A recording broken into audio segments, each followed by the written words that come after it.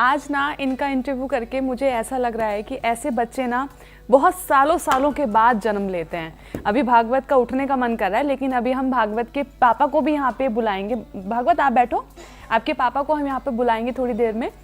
लेकिन मैं अपने दर्शकों को ये बता दूं कि बहुत ही दिव्य आत्माएं होती हैं, ये दिव्य बच्चे होते हैं ये।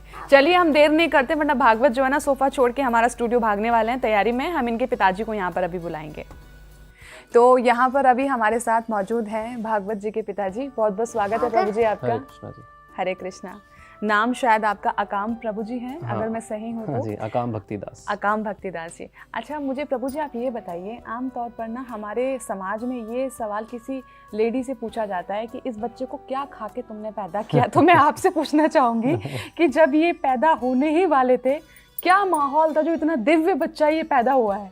एक्चुअली पैदा होने से पहले से ही ये प्रक्रिया शुरू हो जाती है। हमारे शास्त्र कहते हैं गर्भदान संस्कार। अच्छा। उसके अंदर क्या होता है कि मतलब माता पिता जो होते हैं वो अपने परिजनों के पास जाते हैं, अपने बड़े जनों के पास जाते हैं, गुरुजनों के पास जाते हैं, उनसे आशीर्वाद लेते हैं कि हमें ऐसी संतान मिले जिससे कि हम मतलब वो पूरे विश्व में भगवत गीता का प्रचार कर सके, शास्त्रों का प्रचार कर सके, और एक दिव्य बालक के रूप में हमने प्रार्थना करी कि ऐसा कोई मिले। तो फिर जो हमारी धर्मपत्नी थी, उन्होंने श्रीमद् भागवतम के 18,000 श्लोकों का अध्ययन किया। और जब पेट में था भागवत उस समय पे, हाँ जी, उसी वक्त 9 महीने में पूरा यही शास्त्रों का अध्ययन करना, कीर्तन में जाना, मंदिर जाना। और क्योंकि हम गौरांग इंस्टीट्यूट फॉर वैदिक एजुकेशन जो हमारा संस्थान है, हम उनसे जुड़े हुए हैं।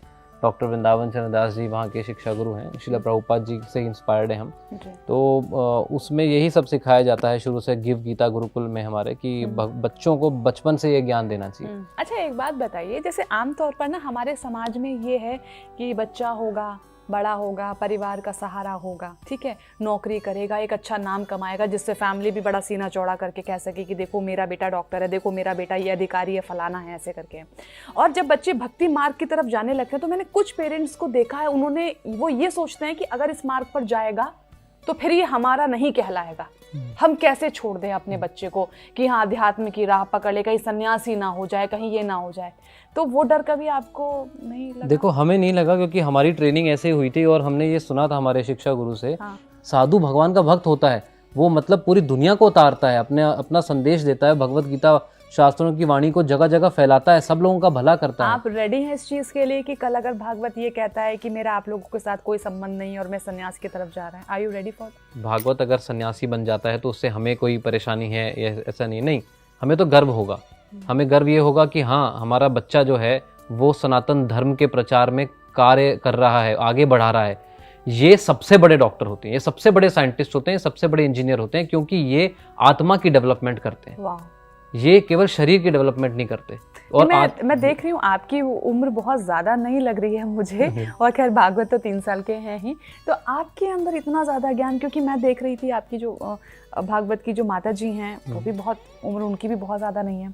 तो आप दोनों का ये जो कॉम्बिनेशन हुआ, कैसे, मतलब कैसे मिले? और हम लोग एक्चुअली हमारे शास्त्रों में क्योंकि यही लिखा है कि जैसे मैं भक्त हूँ तो ऑब्वियसली एक भक्त से ही विवाह करना सही रहता, नहीं तो क्या होता कि दोनों क्लैशेस हो जाते।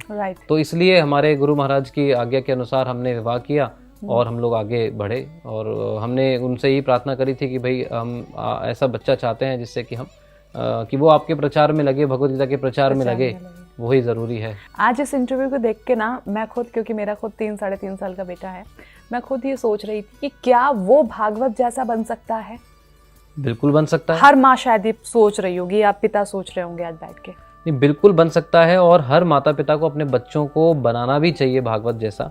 परंतु उसके लिए पहले माता पिता को, हमारे जो शिक्षा गुरु हैं वो कहते हैं कि माता पिता को पहले बनना पड़ेगा हमारे जैसे, तभी वो बन सकते हैं। और हमारे जैसे का मतलब नहीं कि भाई सब कुछ छोड़ छाड़ के बैठ गए, नहीं, आप कोई भी कार्य कर रहे हैं आप करते रहिए, पर साथ में आध्यात्मिक ज्ञान को जोड़िए। वो आप अपने जीवन में उतार लेंगे तो आपकी चेतना अच्छी हो जाएगी और आप अपने बच्चों को भी ये ज्ञान दे सकते हैं।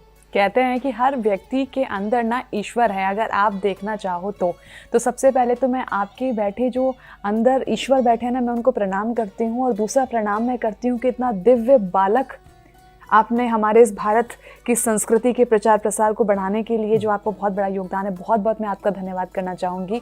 और आज का इंटरव्यू सिर्फ एक इंटरव्यू नहीं है, मैं आपको बताऊँ, ये हमारे लिए सीख है, ये हमारे लिए एक मैसेज है कि हम अपनी आने वाली पीढ़ी को कहाँ लेकर जा रहे हैं और हम कहाँ देखना चाहते हैं। दरअसल अगर आप ये सवाल अपने आप से पूछ लेंगे ना, तो जवाब भी आपके पास ही होगा। आज के लिए सिर्फ इतना ही। लेकिन भागवत से सिर्फ 3 साल का बच्चा नहीं, ये हमें 300 साल का जो बुजुर्ग होता है ना, वो जो बात बता के जाते हैं ना, आज भागवत ने हमें वो ज्ञान दिया है।